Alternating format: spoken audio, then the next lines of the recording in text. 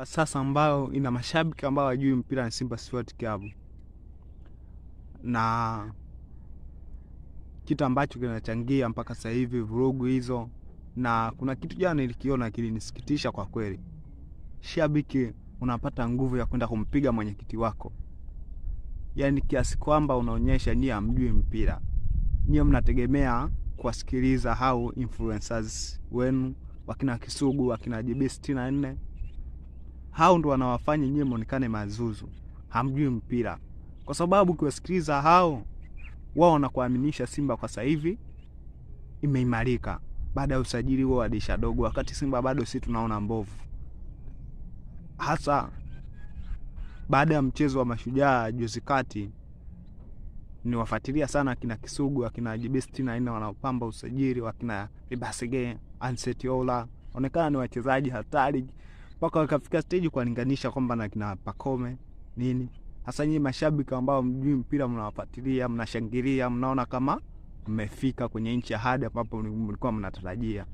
Hasa baada ya kukutana na timu kubwa yenye heavyweight, kuwafunga, kurudisha magoli mawili ndani ya dakika 45 ambao mlikuwa mnaongoza.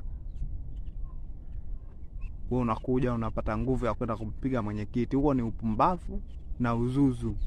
Yaani tukiwatukana na mashabiki wa Simba kwamba hamna akili na hamjui mpira, hamwezi mkaraumu, kwa sababu wewe kama unajua mpira, timu yako unajua kama bado ni mbovu. Kwa nini wafuatia au influencers?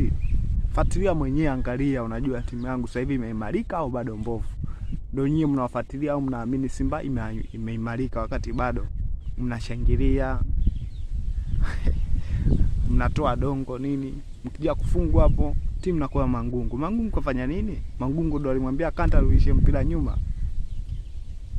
Inasikitisha kwa kweli. Simba mjiangalie.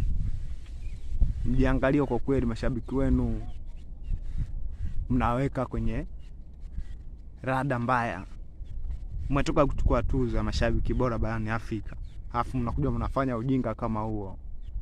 Mnatuaibisha sisi kama taifa. Japo kwa si mashabiki wa Yanga, lakini hatujafurahia kitendo hicho. Na tunaomba serikali na jeshi la polisi waliingilia kati swala hili. Wote waliohusika wakibainika, wakamatwa, waweke ndani, hata ikiwezekana wafungwe tu. Sababu ni ujinga na kudhalilisha taifa letu. Hatuwezi tukafumbia macho sisi.